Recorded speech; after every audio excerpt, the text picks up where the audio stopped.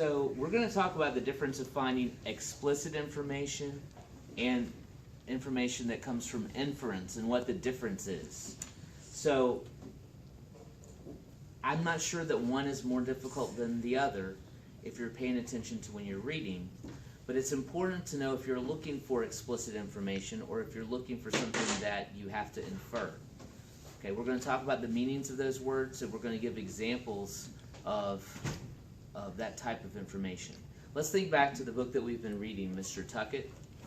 We've been reading, and sometimes we get a very specific piece of information.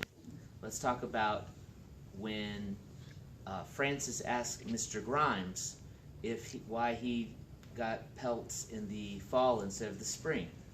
Mr. Grimes gave an explicit answer. He said, I want to get pelts in the fall because in the spring, those mama beavers are about to have their babies, and if I kill the mamas, then there's no beaver to take care of the babies. And so I don't just kill one beaver, I kill a whole family of beavers. Okay, he explicitly explained himself. Explicit means that it's in the text. Okay, here I wrote down, on the line, the text shouts it out loud. Right there, information. He explicitly explained why he took those beavers in the fall instead of the spring.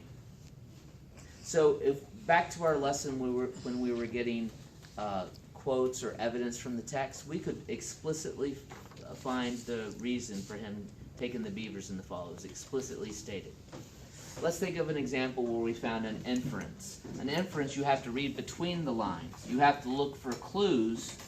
The information is maybe whispered by the author, not shouted.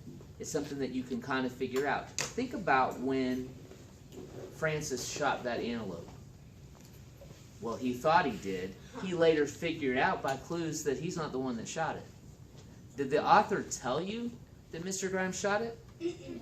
No, he didn't tell you. He gave you clues. What was the clue that helped us infer that Mr. Grimes was the one? Yesenia? That there was a bigger bullet hole than the one Right. he was supposed to shoot. Right. The author told us there was a bigger bullet hole than Francis's bullet. That's what the author explicitly told us. The author didn't explicitly tell us that Mr. Grimes shot it, but you were able to infer that that meant that Mr. Grimes shot it. It wasn't really hard to figure out. It's just a different type of finding evidence from the text. On the shooting of the antelope, we made an inference to figure out, and when we were getting the answer about why Mr. Grimes hunted beaver in the fall, he explicitly told us. Two different types of information, and being able to understand what's explicit in a text and what's inferred in a text sometimes is the first step to finding good evidence and good answers. We're going to practice today in our book.